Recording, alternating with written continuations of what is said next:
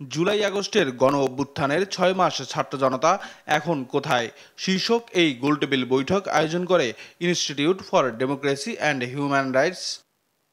এতে অংশ নিয়ে বিভিন্ন রাজনৈতিক দলের নেতারা বলেন, অন্তর্বর্তী সরকার এমন কোনো কাজ দেখাতে পারেনি যাতে জনগণের সমর্থন পাবে।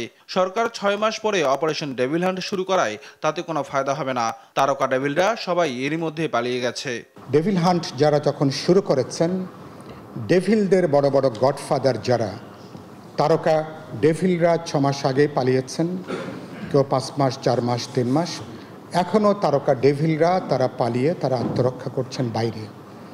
দেশের ভেতরে যারা আছেন অধিকাংশই ডেভিলরা ধরাছোঁয়ার বাইরে। তারা এই সরকার যদি ব্যর্থ হয়ে যায় তাহলে আমরা কি আর কোনো পথ থাকবো না? নিশ্চয়ই আমরা সেই পথের সন্ধান করব, কিন্তু সরকারকে ব্যর্থ করার চাইতে সফল করার চেষ্টাটাই আমাদের দলের দিক থেকে আমরা মনে করি যে আমাদের এখনো চেষ্টা করা উচিত।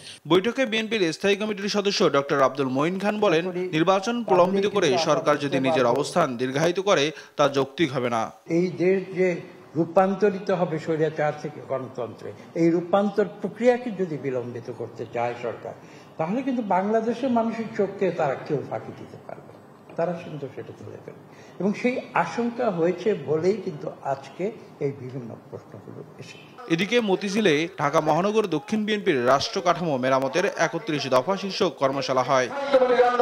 কর্মশালায় উপস্থিত হয়ে বিএনপির স্থায়ী কমিটির সদস্য মির্জা আব্বাস কথা বলেন সংস্কার কমিশনের সুপারিশ নিয়ে।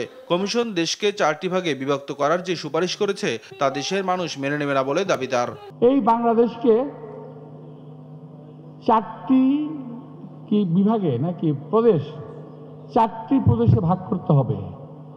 ভাইবে দেখছেন, যেই সংস্কারে বিভক্তির গন্ধ পাওয়া যায়, সেই বিভক্তির সংস্কার কোনোদিন এই দেশে মানুষ পছন্দ করবে না। বলেন, বিচার ও সংস্কারের পাশাপাশি নির্বাচনের প্রস্তুতিও চালাতে হবে। নিয়াজ মুর্শিদ, দেশ টিভি, ঢাকা।